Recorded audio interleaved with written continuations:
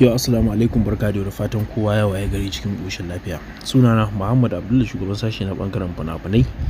Nake cewa na zo muku da wani fim na kamfanin Algaita, wato Zakin Hukuma. Zakin Zakuna.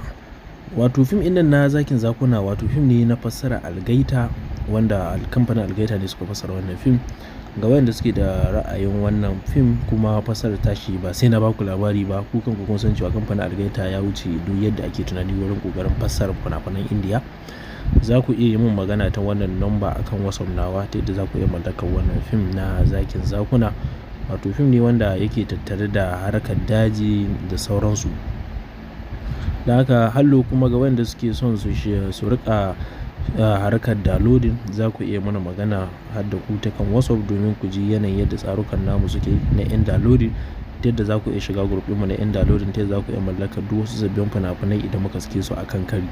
Haka zalika ga wanda kuma suke son shiga BIB mu, kama daga mutanen Niger, Cote d'Ivoire, Senegal, Ghana, Nigeria da dai Brazil da sauransu, Saudi Arabia, dukkan kuma na ƙara jinjina kuma da ƙarin godiya sosai akan gudunmuwan da kuke bamu akan abin da ya shafi harkar fassarar fina-finai.